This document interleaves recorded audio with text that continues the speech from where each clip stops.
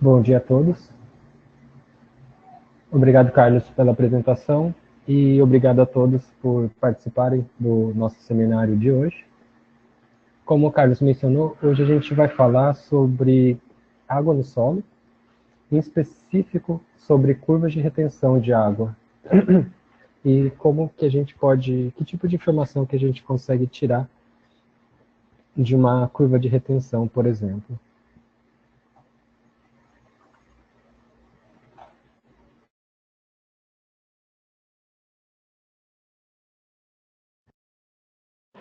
Então, a nossa ideia no seminário de hoje falar sobre as curvas de retenção. Então, de início, a gente vai tentar definir o que seriam essas curvas de retenção e o que compõe uma curva de retenção.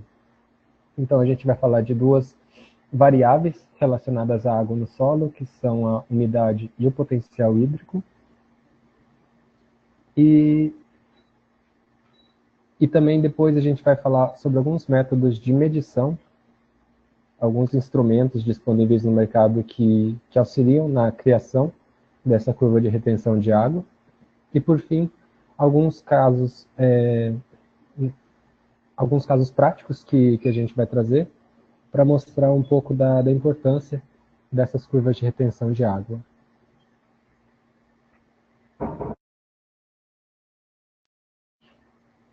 Então, a curva de retenção de água, ela é um gráfico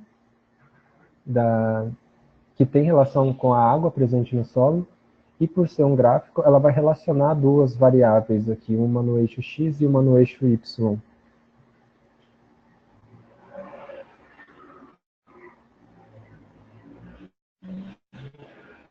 E essas variáveis, elas caracterizam presente no solo. Então, são duas variáveis, uma quantitativa e uma qualitativa. A quantitativa é a umidade e a qualitativa é o potencial hídrico.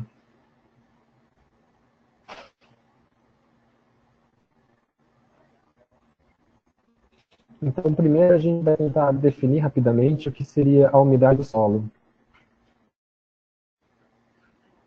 A umidade do solo ela é a quantidade de água presente. Essa quantidade de água ela pode ser caracterizada de duas formas. Então, a gente pode considerar a umidade do solo, a quantidade de água presente nesse solo, em uma unidade de volume, ou então em uma unidade de massa de água presente nesse solo. Então, quando a gente trata de volume, a gente considera o volume dessa água em relação ao volume da amostra, incluindo também o volume ocupado pelo ar.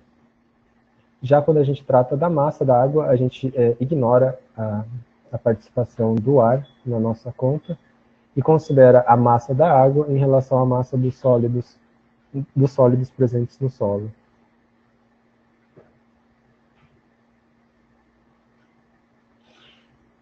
Então, essa é a fórmula de umidade do solo em volume. Então, a gente pega o volume de água, o volume que a água ocupa na nossa amostra, e divide pelo volume total dessa mesma amostra. Então, considerando inclusive a parte dos sólidos e a parte do ar. Esse volume, normalmente, ele é fornecido em porcentagem, a porcentagem que essa água ocupa de volume da nossa amostra, ou então em metros cúbicos por metros cúbicos. Um exemplo gráfico que a gente traz nesse slide é um exemplo de um solo que teria 35% de volume de água, sendo que os outros 65% estariam divididos entre a parte sólida do solo e também a parte que não que está ocupada por ar. Já quando a gente trata da massa, da umidade do solo em massa, o cálculo é utilizando a massa da água dividido pela massa dos sólidos secos da nossa amostra de solo.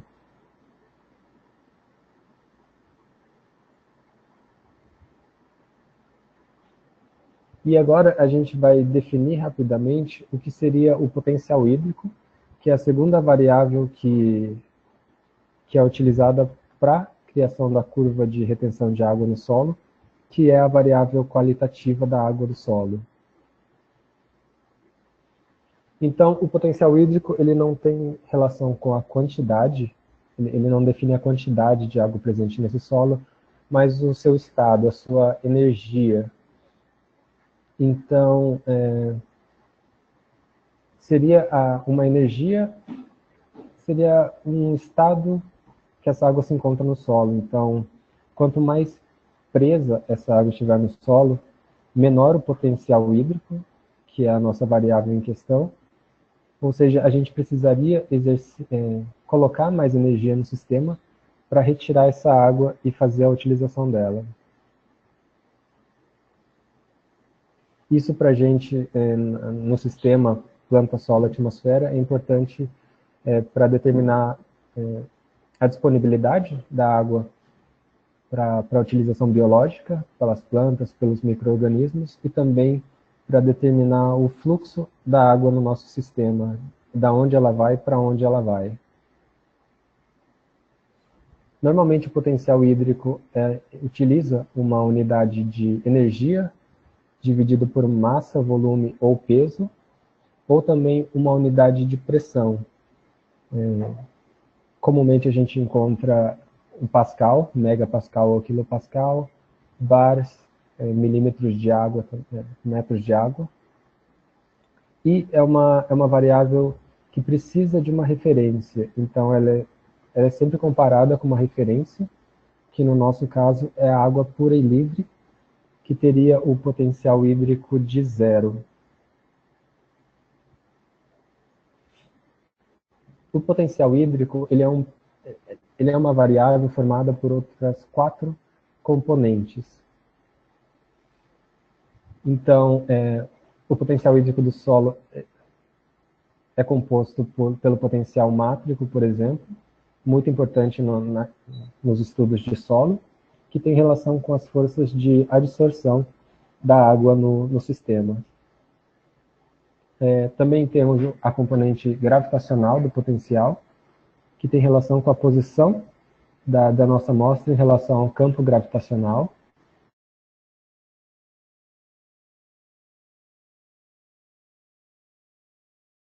Temos a componente osmótica, que tem relação com a presença de solutos osmoticamente ativos no sistema. E o potencial de pressão, que tem relação com a presença de algum tipo de pressão ou sucção no nosso sistema.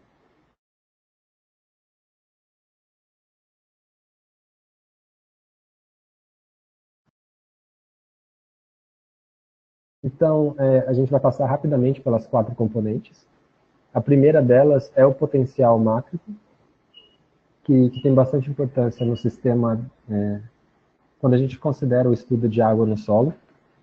Então, é um potencial que vem da atração existente entre a água e as partículas do solo, como proteína, celulose ou as partículas minerais mesmo.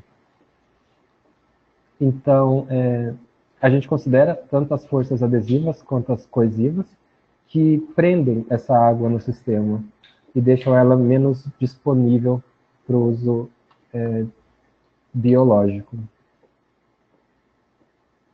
Esse potencial ele é sempre negativo, então, como a gente mencionou, nosso referencial é aquela água livre e pura.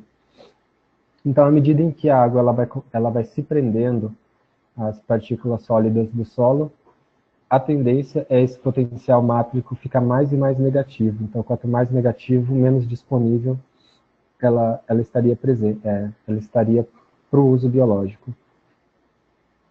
E tem uma relação direta com a superfície específica do solo, porque daí a gente tem uma área maior para essa interação entre a água e as partículas sólidas.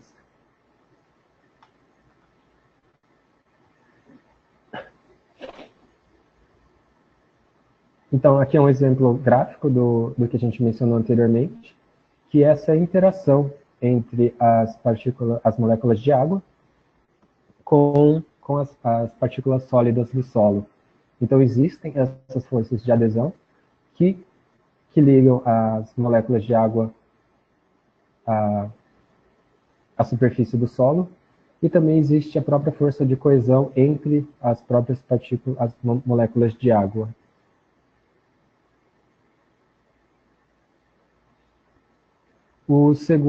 A segunda componente do potencial hídrico seria o potencial osmótico, que também tem uma grande importância nesse sistema, no sistema planta-água, planta-solo-atmosfera, e que tem relação com a presença de solutos dissolvidos na água e que sejam osmoticamente ativos, que mudem essa propriedade do sistema. Assim como a primeira componente, ela é um potencial que é sempre negativo, então a nossa referência começa em zero. À medida em que a gente vai adicionando esses solutos osmoticamente ativos, o nosso potencial osmótico diminui e vai ficando cada vez mais negativo. É uma componente bastante importante em sistemas que apresentam barreiras semipermeáveis e que são afetados por presença de sais, seja dentro das plantas mesmo ou em solos com a presença de sais na solução.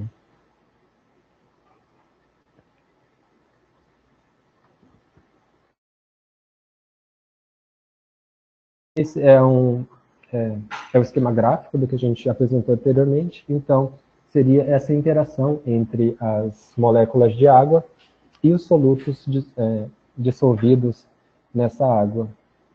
E à medida em que elas vão interagindo com esses solutos, o potencial vai ficando mais negativo e a água vai ficando menos disponível para uso biológico. Precisaria colocar uma energia maior no sistema para disponibilizar essa água.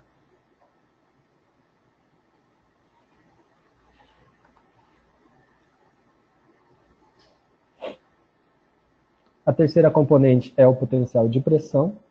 Então, diferente dos dois primeiros componentes, ela pode ser tanto positiva quanto negativa.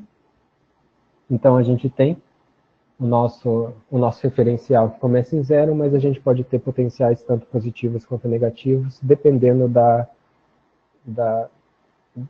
do tipo de força que a gente coloca no sistema. Então, ela é resultante de uma pressão exercida no nosso sistema, e exemplos de energia positiva seriam aquela água de superfície, a pressão que é exercida dentro das células vegetais, que a gente vai demonstrar num próximo slide, e também a pressão sanguínea em animais. E um exemplo de potencial de pressão negativo seria o exercido pelo xilema das plantas. Então, esse é um exemplo gráfico do potencial de pressão em ação. Então, aqui, o experimento era bastante simples, era pegar uma célula vegetal, que dentro dela tem a presença de solutos osmoticamente ativos, ou seja, o potencial osmótico interno dela é negativo. E se a gente coloca essa célula dentro de um sistema, aqui seria um sistema de referência com potencial hídrico de zero, só para demonstração, a tendência é que esse sistema ele se equilibre com o sistema de fora, se houver a possibilidade de transferência do solvente, por exemplo. Então, como dentro era mais negativo do que fora, a tendência era da água e do local de maior potencial, ou seja, fora, onde estava zero, para dentro da célula, na busca de equilíbrio, tentando equilibrar os dois sistemas. Então, essa água entrando exerceu uma pressão nas paredes celulares, cuja tendência era de equilibrar o sistema e deixá-lo equilibrado tanto dentro quanto fora. E uma importância desse tipo de pressão exercida nas paredes celulares é tanto o desenvolvimento até como a a própria forma física da planta, para ela ficar túrgida e manter uma estrutura boa para o seu desenvolvimento, para a fotossíntese também.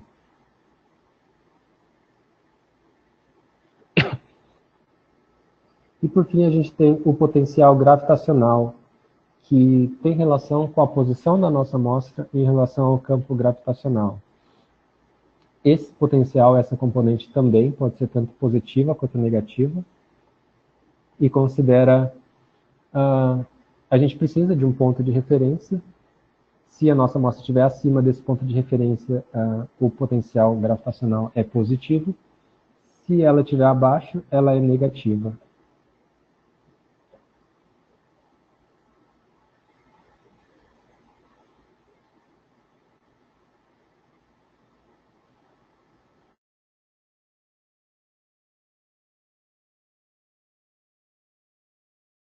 Esse é um experimento prático, só para mostrar também a diferença entre as duas variáveis que a gente definiu anteriormente, que é a qualitativa e a quantitativa. Então, nesse experimento foram utilizados dois tipos de solo, com texturas diferentes, um mais argiloso e um mais arenoso, e foram medidos tanto a quantidade de água presente em cada um desses solos, como o potencial hídrico deles. Então, de quantidade, a gente tem que o solo argiloso ele tinha um volume maior de água do que o arenoso.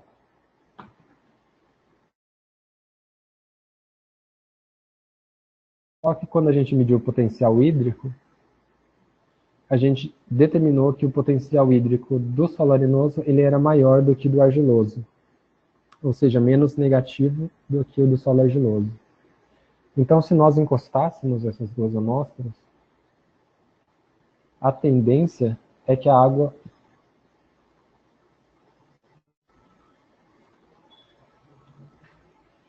fluísse da areia para a argila, porque esse fluxo de água ele obedece à diferença de potencial hídrico, do maior para o menor, e não a quantidade de água, mesmo que a argila, no caso aqui, ela tinha uma quantidade de água maior.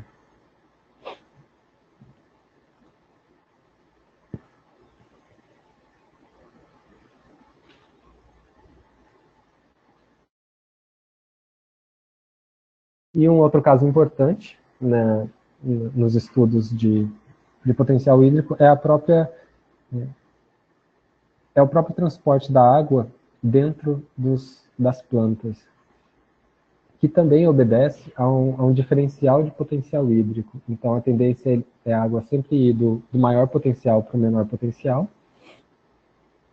Então, como a planta ela precisa retirar a água do solo, essa escala tem que ser obedecida. Então, o solo ele tem a água em um determinado potencial hídrico, e as outras estruturas, a raiz, o xilema, a folha, elas precisam ter um potencial mais negativo, mais baixo, para que a água consiga fluir nesse sentido, indo das raízes até as folhas e depois evaporando para a atmosfera. Por isso que às vezes quando a gente tem um potencial hídrico de água no solo muito baixo, a planta ela não consegue fazer uso dessa água, porque ela tem um limite do quanto ela consegue diminuir o seu potencial hídrico nas estruturas, para tentar retirar essa água do solo.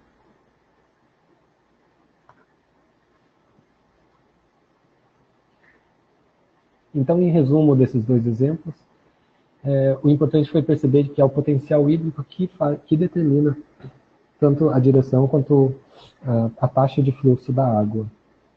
A tendência é sempre ir do maior para o menor potencial hídrico, buscando um equilíbrio, e desde que haja uma maneira de transferência do solvente.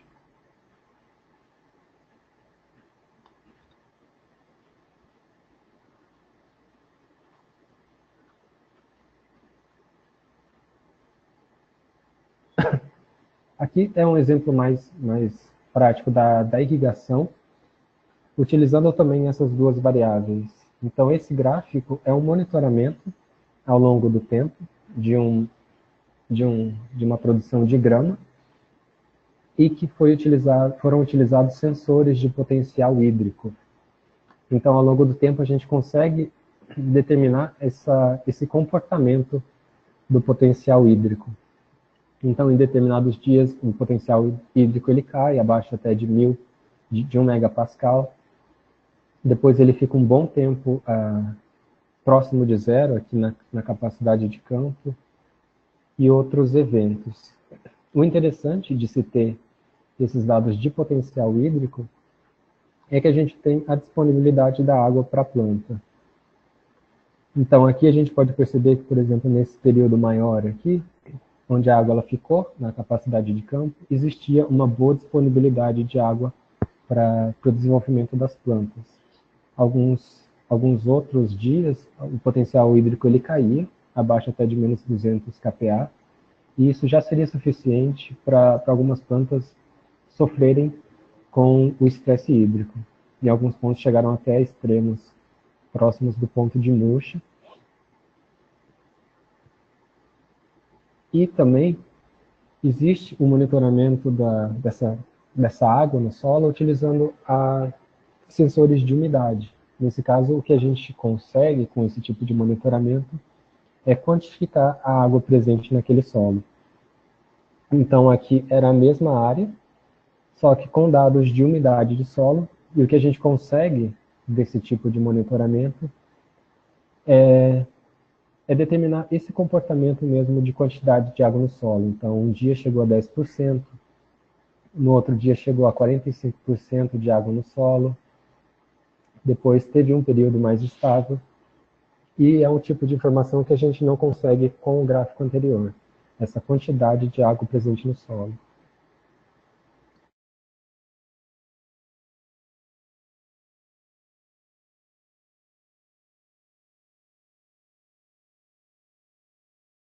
E esse gráfico é uma combinação dos dois gráficos anteriores para a gente demonstrar a importância, né, de cada uma que a gente mencionou, mas também o que a gente consegue a mais quando a gente tem os dois tipos de informação.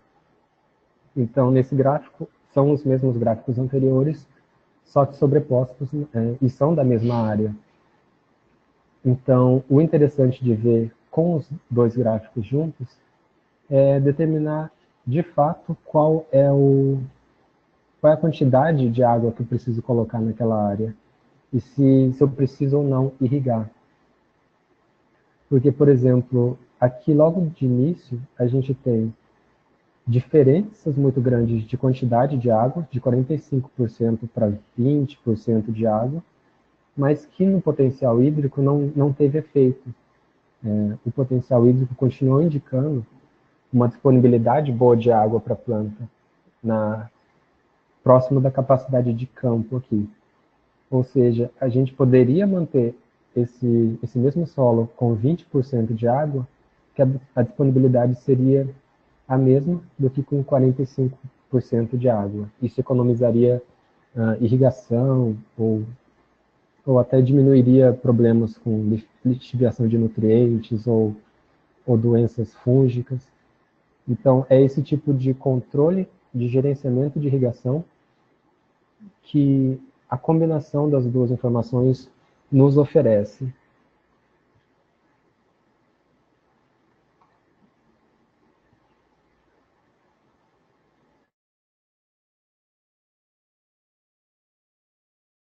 Então, agora que a gente definiu quais seriam as variáveis utilizadas na nossa curva de retenção, a gente vai conseguir começar a falar dela de fato, que é a representação gráfica da relação da quantidade de água no solo, essa umidade do solo, com o potencial hídrico que aquele volume de água indica em determinado solo. Então, agora falando especificamente da curva de retenção de água, a gente vai passar por alguns métodos de criação dessa curva de retenção e depois a análise de alguns casos. Então, para a determinação da umidade, que é uma das variáveis para a curva de retenção, o método mais comum e direto também é por diferença de peso. Então, a gente pegar uma amostra de solo, secar para que essa amostra perca a água presente nela, e com uma balança a gente consegue determinar essa diferença de massa, que seria a massa perdida de água.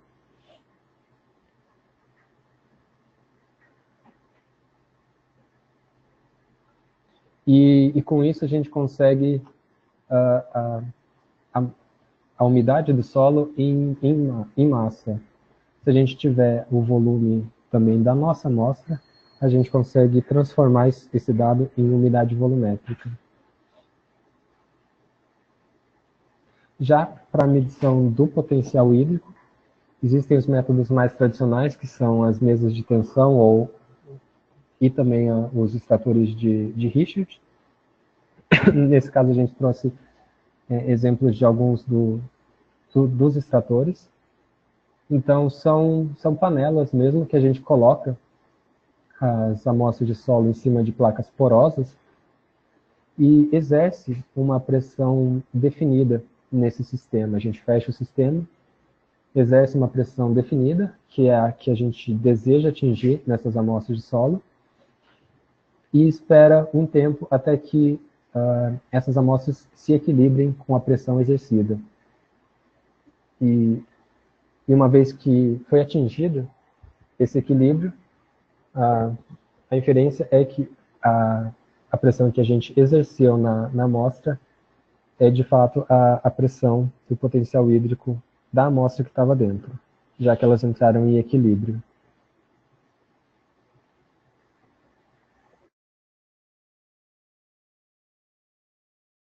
Um outro sistema que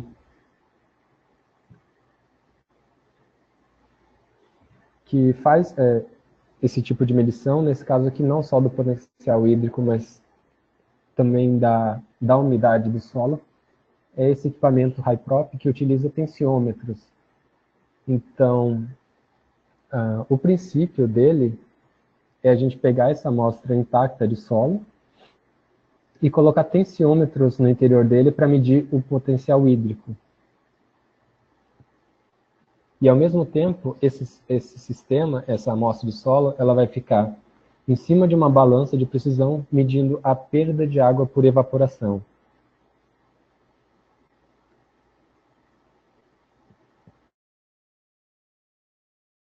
Então, esse é um exemplo de como funciona o instrumento. Ele tem essa amostra de solo intacta que começa saturado, então o teste ele vai criar uma curva de distorção de um solo saturado e depois à medida em que ele vai secando, a gente vai criando essa curva. E ele fica em cima de uma balança de precisão que vai medir essa diferença de massa, que seria a massa perdida por evaporação de água. Esse é o método de Windy-Schindler. Então, a evaporação ela é natural, a parte de cima fica exposta e vai perdendo a água naturalmente. E como ele tem dois tensiômetros em alturas diferentes, ele também consegue determinar a condutividade hidráulica insaturada da amostra de solo.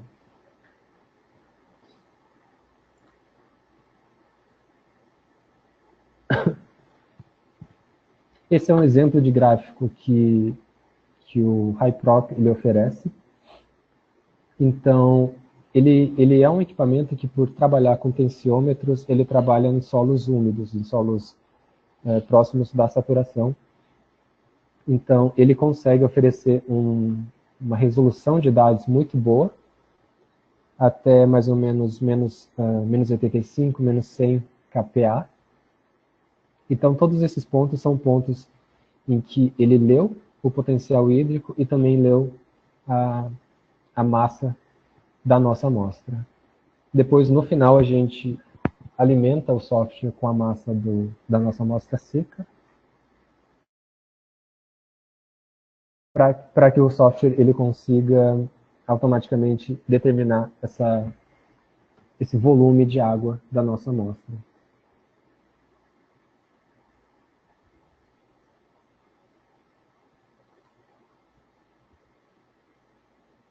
E também ele permite, o software desse equipamento permite completar a curva, caso seja necessário, porque como ele trabalha com essa parte mais úmida, fica a parte seca para a gente determinar com outros sistemas e alimentar o software manualmente com esses pontos, ou então trabalhar nos modelos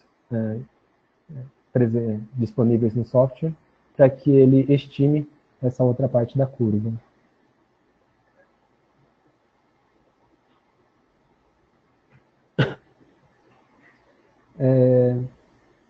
A desvantagem desse tipo de sistema é que, diferente dos extratores de Richard, a gente trabalha sempre com uma amostra por equipamento. Então, se a gente precisar fazer simultaneamente outras amostras, cada uma dessas amostras ficaria em cima de uma unidade sensora.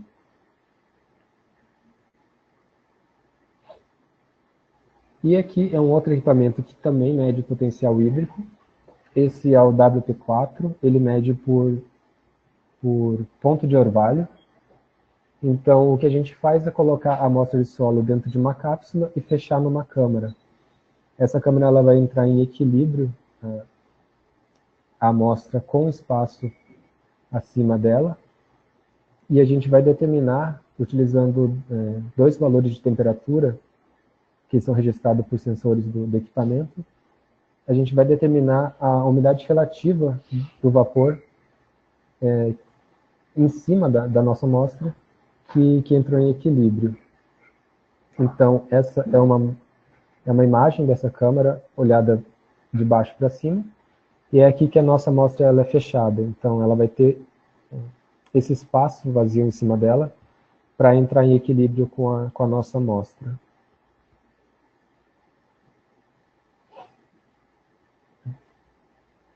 As vantagens de se utilizar um equipamento de ponto de orvalho é o tempo de leitura. Então, normalmente a gente leva menos de 10 minutos para fazer a leitura de uma amostra de solo mais seca. Diferente do extrator de Richard, aqui a gente não coloca um valor de pressão e espera a nossa amostra chegar naquele potencial hídrico. E sim a gente faz a leitura do potencial hídrico real da nossa amostra. Naquele momento, o potencial hídrico daquela amostra de solo. E também permite o controle da temperatura na hora de fazer os testes e a gente tem a informação de que a temperatura ela influencia o potencial hídrico das substâncias. E a gente, podendo controlar essa temperatura, a gente consegue sempre ter valores comparáveis de potencial hídrico. E uma limitação do sistema de ponto de orvalho seriam as leituras em solos mais saturados, próximos da capacidade de campo, por exemplo, que daí, nesse caso, a gente tenta utilizar um outro sistema, por exemplo, de tensiometria. E isso é uma limitação de uma maneira geral dos equipamentos de potencial hídrico no mercado. Então, ainda a gente não tem um equipamento que consiga ler de maneira precisa, de maneira rápida, em toda a amplitude do potencial hídrico do solo. Então, a gente tem equipamentos que trabalham melhor em solos mais úmidos, a gente tem equipamentos que trabalham melhor em solos mais secos, e normalmente, ou a gente escolhe a nossa faixa de trabalho, dá prioridade àquela faixa, ou então, se de fato a gente precisa da curva toda, o ideal para ter leituras precisas seria realmente a combinação de equipamentos. Pegar um equipamento para uma determinada faixa e complementar a curva com um outro equipamento. Aqui a gente traz dois exemplos desse tipo de combinação. tanto para campo quanto para laboratório. Então, em campo, a gente pode utilizar, por exemplo, tensiometria para solos úmidos, porque na faixa de até menos 85, menos 100 kPa, os tensiômetros ainda oferecem a melhor precisão. Só que em solos mais secos, eles tendem a cavitar e requerem manutenção. Então, para solos mais secos, daí a gente indica sensores que não necessitam desse tipo de coluna d'água dentro deles, por exemplo, e que trabalham, por exemplo, com capacitância. Já em laboratório, a mesma limitação é encontrada. Então, para solos mais úmidos, a gente utiliza tensiometria também, novamente, tensiômetros para o potencial hídrico, e depois, na faixa que os tensiômetros eles não operam, a gente tenta utilizar um equipamento para solos mais secos, como aqui o WP4 ponto de orvalho.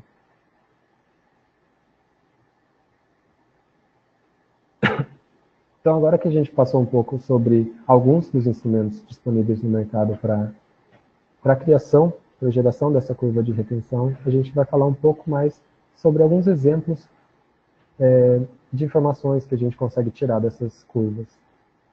Então, na literatura, a gente tem usuários que criam essas curvas para diversas funções. Então, aqui a gente listou algumas: área superficial, a expansibilidade do solo, determinação de água disponível para a planta, principalmente para manejo de irrigação,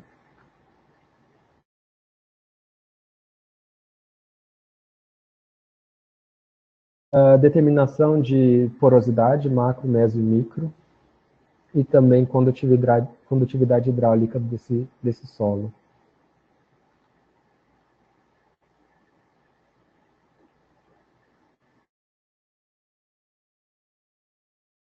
Então, aqui a gente já traz, só para demonstração, 3 exemplos de curvas de retenção de água. E o intuito dessa imagem é demonstrar que os diferentes tipos de textura, eles vão ter curvas diferentes também de retenção de água. Então, normalmente, solos mais arenosos, eles retêm uma quantidade menor de água na capacidade de campo, por exemplo, do que um solo argiloso.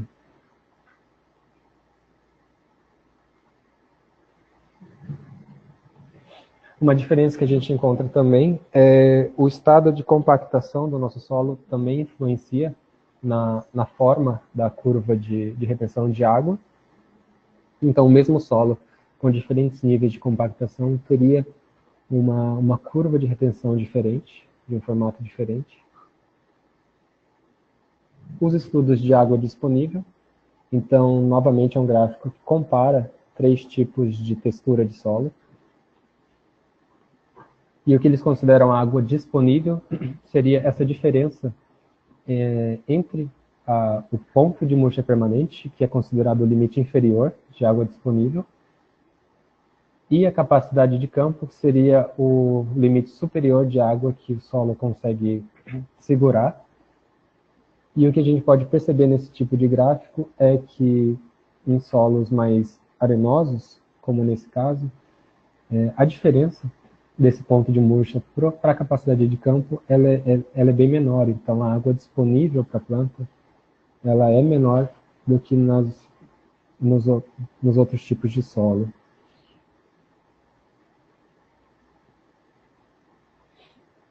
Então, a água disponível, como a gente mencionou, é um cálculo que utiliza esses 2 pontos de referência, a capacidade de campo e o ponto de murcha permanente.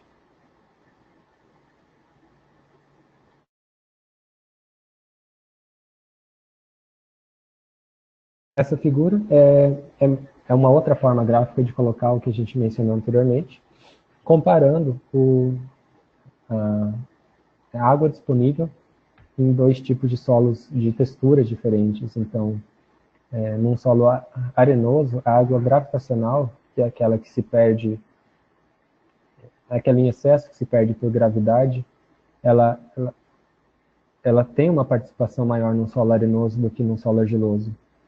E e a gente consegue ver que um solo arenoso teria uma menor retenção de água, então a água disponível, total disponível, ela é menor do que um solo argiloso, por exemplo.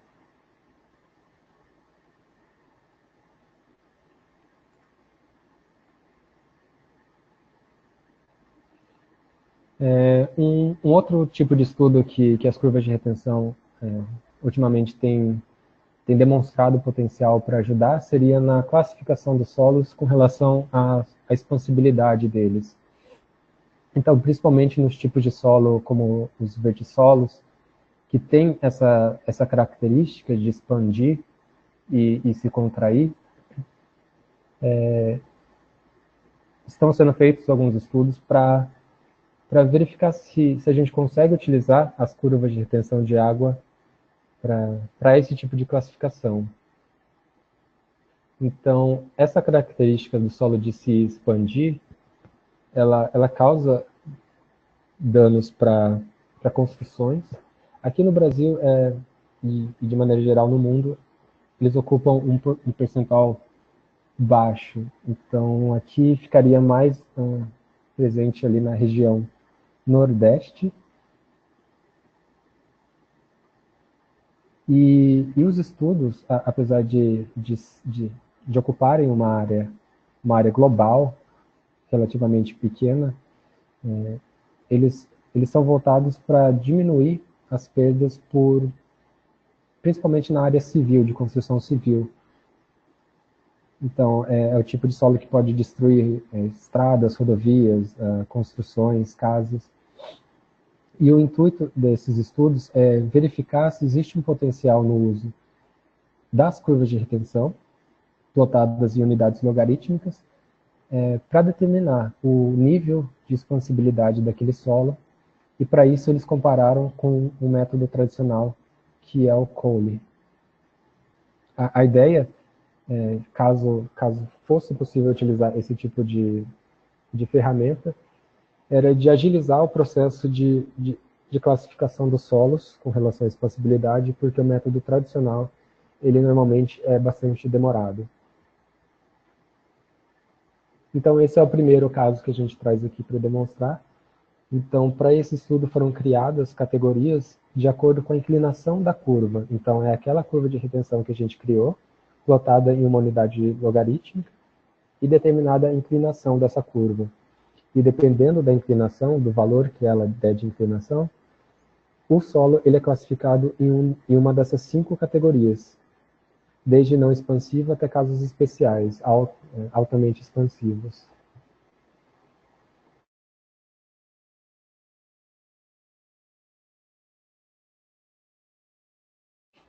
Então, eles já tinham um catálogo de solos criado, inclusive já classificados no método tradicional de expansibilidade. E a ideia foi criar a curva de retenção de água desses solos para comparar, para ver se era possível determinar a sua expansibilidade com base na curva de retenção. Essas curvas são curvas criadas por um equipamento, ele se chama VSA. Então, o VSA ele cria a curva de retenção, nesse caso aqui, tanto na parte de adsorção quanto na de desorção. Então, é o mesmo solo que a gente partiu, que a gente foi umedecendo e criando a curva e depois secando e criando a curva. Então, a gente percebe que, às vezes, até para o mesmo solo, existe uma esterese entre fazer a curva na distorção e na absorção. Alguns solos são mais evidentes, outros menos. E a ideia foi, depois de criar essas curvas, classificá-los com relação à inclinação dessa curva. Então, eles chegaram nesses valores de inclinação, e aqui a gente tem as 5 classes, as 4 classes, perdão, eles não encontraram valores no caso especial, e classificados de acordo com a expansibilidade, sendo branco não expansivo até a cor mais escura, altamente expansivos. E houve uma relação entre os valores alcançados com a curva de retenção quando comparados com o método tradicional. Então, por exemplo, os solos mais expansivos no método tradicional foram o Burley Wash e o Burleson. Então, aqui foram dois tipos de solo que alcançaram essa expansibilidade mais alta utilizando o índice da curva de retenção.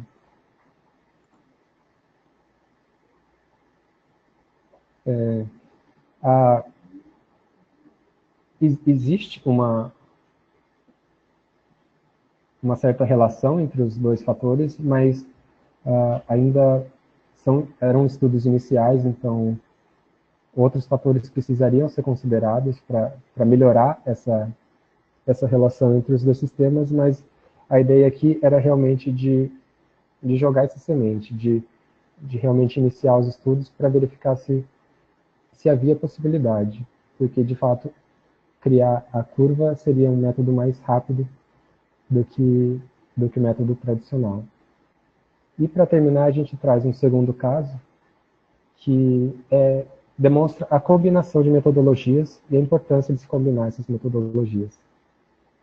Então, a ideia aqui era ter uma curva de retenção completa, tanto na parte úmida quanto na parte seca do solo.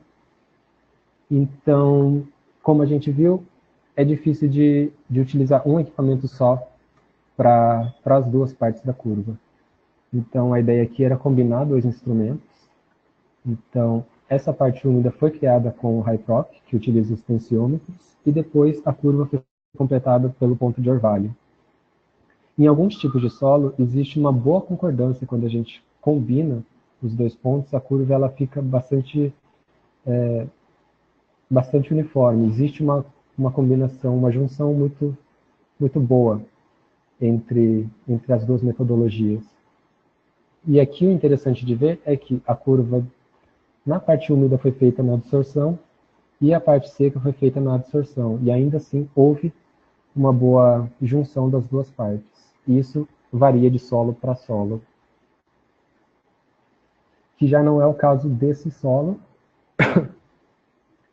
que demonstrou essa esterese. Então, criar a curva para esse solo, utilizando distorção e adsorção, já não foi tão bom, até porque essa esterese fez com que as curvas não se encontrassem bem na junção das duas metodologias. Então, algumas estratégias podem ser utilizadas, e no caso desse solo aqui, foi primeiro tentar utilizar amostras intactas para as duas partes da curva, principalmente na curva, na parte úmida, onde a estrutura do solo ela tem mais importância no potencial hídrico do que na parte seca. E também tentar manter o mesmo princípio. Então, se a parte úmida foi criada com distorção, com secagem da amostra, então tentar fazer a parte seca também nesse mesmo sistema, pegar uma amostra com uma umidade original e a partir dela fazer a secagem e a criação dos outros pontos.